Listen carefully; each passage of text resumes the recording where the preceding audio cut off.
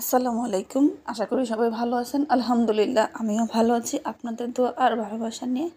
তো আজকে আমি নাস্তা করতে যাচ্ছি। তো এখানে আমি দিয়ে দিলাম সিদ্ধ করা ডাবলি। তো ডাবলিগুলো আমি আগে সিদ্ধ করে নিয়েছি। এখন মরিচ, হলুদ, আদা, রসুন এগুলো কষিয়ে আমি দিয়ে দিলাম ডাবলিটা। তো ভালো করে নেড়েচেড়ে একটা ঘূর্ণি টাইপ করব।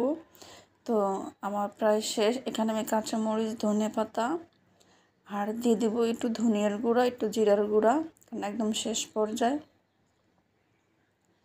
তো মশলা মিক্স করার পর ভালো করে একটু নেড়ে চেড়ে বাস মশলাটা একটু কষা নিলে হবে। যদি এটা বেশি রান্না করতে যান তাহলে গলে যাবে। তো এখানে আমি নিয়েছি পেঁয়াজু।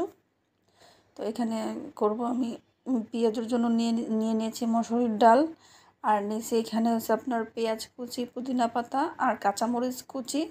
তো এখানে আমার হলুদ মরিচ দেওয়া ছিল, আদা রসুন দিয়ে ভালো করে মেখে তো আমি এখন দিয়ে দিব। ডুবা তেলে ভাজবো একদম মচমচা করে। তো আপনারা চেষ্টা করবেন পেঁয়াজুতে পুদিনা পাতা দেওয়ার জন্য, তাহলে অন্যরকম একটা টেস্ট আসে। তো দেখতে পারতেছেন আমার ছোলা রেডি, আর এদিকে আমার পেঁয়াজু ভাজা প্রায় শেষ।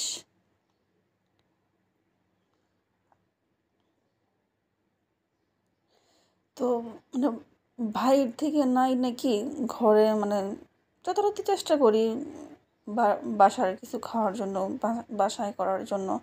কারণ আমরা বেসিক্যালি বাইরের খাবারটা কমই খাই, তো তেল জাল তো আরও বেশি।